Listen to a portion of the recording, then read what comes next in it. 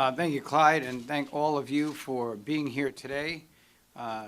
This is a trip we're making back here. Right after a month ago, we came to the town meeting here, and what we heard in the town meeting is that we needed to start dealing with the sidewalks, working with the roads, and in a sense resurfacing and dedicating ourselves to repair of our infrastructure.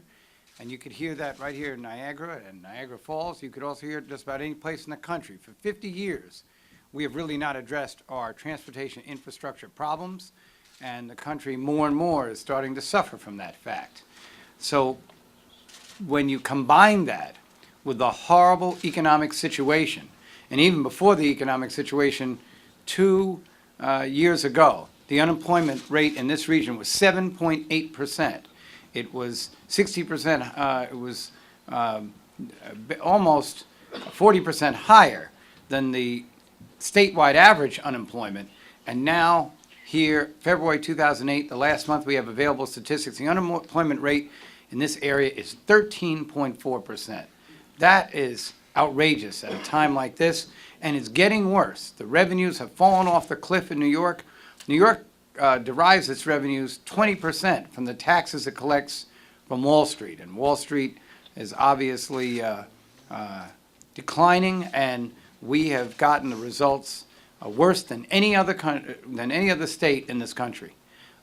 It's been that bad, and that's why I was happy in December to be named to a committee of the National Governors Association to talk about some kind of economic recovery. And so the American Recovery Reinvestment Act was signed on February 18th of 2008 by the President of the United States, Barack Obama, and we're so glad he did because it means we can start putting America back to work again.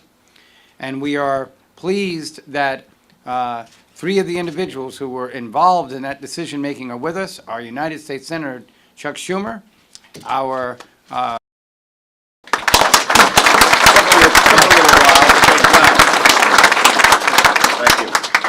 and also our Congressman Brian Higgins and our Congresswoman Louise M. They fought and debated and went through this whole process because there was an argument being made in Washington that I think we have to show some respect for, and the argument was that we don't want to be adding to our deficit and we don't want to be increasing our national debt. Our national debt is probably going to be up to something like 50% of GDP. And that's a valid argument most of the time. But the president is trying to point out is that in this country we've gone into a deflationary spiral. In other words, the economy is just not growing. We're 1 to 2% of Americans, where Americans were saving 1 to 2% of their aggregate salaries in the beginning of this decade. It's now up to 7 and 8%. Americans are holding the money. If you give tax cuts, people save their money. If you give rebates, people hold their money because nobody knows tomorrow whether they're going to have employment, whether they're going to have problems paying their mortgage, or whether something is going to happen to their friends or family where they're going to have to try to help out. So people, we need to reignite the engine of our economy, and you can't do it just by lowering taxes. So we put upwards of $400 billion in the stimulus package to lower taxes, but $329 billion in the stimulus plan to put people back to work, to try to make the dollar flow again. And one of the great projects that we're announcing today is that we're bringing $72 million to Western New York for transportation infrastructure repair that will also create 1,730 jobs in the region in the next few months.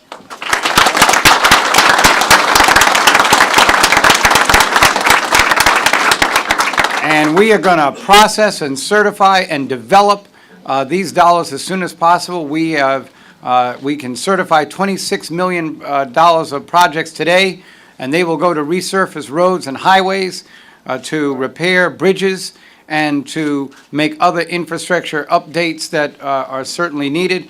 The Highway 78 that goes through the towns of Cheektowaga and Lancaster will be one of the projects that we'll be working on, and the connect where 219 and Route 417 meet, that we'll be able to establish a reconfiguration of that roadway and clean up on that transit highway, 3 miles of it in Cattaraugus County, and we'll be able to do that as well. And what's most important is that we recognize that the whole object of the stimulus package is to get these projects out the door as soon as possible. They have to begin within 120 days of the legislation, and Senator Schumer will be watching to make sure that they're all done. And they have to be completed within 3 years. And so, obviously, there's going to have to be an economic recovery cabinet, which we have here in the state, and on its website, you'll be able to watch the progress. So it will be open and transparent. We are not going to waste the opportunity when so many people are looking for jobs and looking for opportunities. We're going to need construction workers. We're going to need surveyors. We're going to need engineers, truck drivers. All kinds of jobs will be available, and we hope that the New Yorkers with those different skills will come forward, and that it will help their families and help them get back to work. The federal government, as we keep saying, has a very strict interpretation of how the money should be spent. It's been misunderstood in a lot of quarters. Let me clear it up. It has to be stimulus. It has to be shovel-ready. It has to put people to work. It can't be an existing project. There are a number of rules and regulations, and we will follow them to the T, because many times the federal government has taken money away from states and counties and other entities that did not follow their prescriptions strictly. The latest was in 2005 after Hurricane Katrina, when the states of Mississippi and Louisiana were deobligated. Deobligated means they first got approval, and then when the federal government went back and audited and checked and they didn't do it right, they made the states pay the money back to the federal government. And we don't want that to happen here, so forget you ever heard the word deobligated, because it's not going to happen. I'm the governor here. We're going to make sure that we don't return one dime back to the federal government, because we need that money to put New Yorkers to work.